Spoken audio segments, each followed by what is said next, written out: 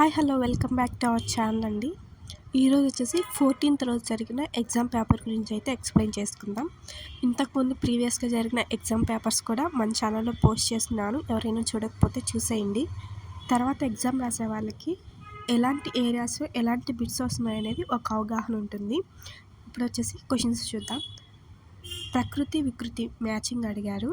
Next one వచ్చేసి మంచి బాలుడు పాఠంపై ప్రశ్న అడిగారు. నెక్స్ట్ వన్ వచ్చేసి సిసి ఫుల్ ఫామ్ అడిగారు.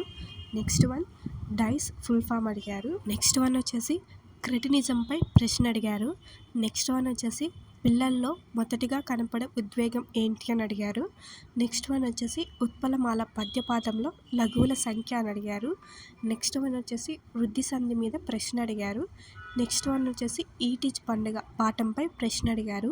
నెక్స్ట్ వన్ వచ్చేసి ఆర్యభట్ట ఉపగ్రహం ప్రయోగించిన ఇయర్ అడిగారు. నెక్స్ట్ వన్ వచ్చేసి నృత్యానుప్రాస అలంకారం మీద ప్రశ్న అడిగారు. నెక్స్ట్ వన్ వచ్చేసి బుద్ధిహీనుడు విభక్తి అడిగారు. నెక్స్ట్ వన్ వచ్చేసి కథానికకు సంబంధించిన పాఠాలు ఏంటి అని అడిగారు. నెక్స్ట్ వన్ వచ్చేసి యగనం గణాలు ఏంటి అని గుర్తించండి అని అడిగారు. నెక్స్ట్ వన్ వచ్చేసి కర్మని వాక్యం మీద ప్రశ్న అడిగారు. నెక్స్ట్ వన్ వచ్చేసి డూ ఆర్ డై నినాదం ఎవరిది అని అడిగారు.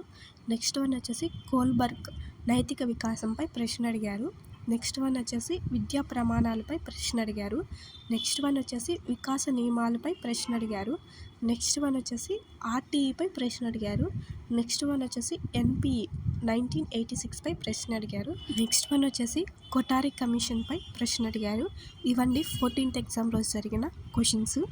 ఇలా చూడడం వల్ల ఎలాంటి ఏరియాస్లో ఎలాంటి క్వశ్చన్స్ ఎలా అడుగుతున్నారు ఏంటి అనేది ఒక అండర్స్టాండింగ్ అయితే అవుతుంది. ఎగ్జామ్ పేపర్స్ ఎలా వస్తున్నాయి ఏంటి అనేది ఒకసారి కమెంట్ బాక్స్లో తెలియజేయండి. నేను ఫ్రైడే రోజు ఎగ్జామ్ రాశాను. నాకు ఈ టెట్ కన్నా డిఎస్ఏ కొంచెం బెటర్గా ఇచ్చారనిపిస్తుంది. మరి మీ ఫీలింగ్ ఏంటి అది కూడా కమెంట్ బాక్స్లో తెలియజేయండి. మన ఛానల్ని తప్పకుండా సబ్స్క్రైబ్ చేసుకోండి.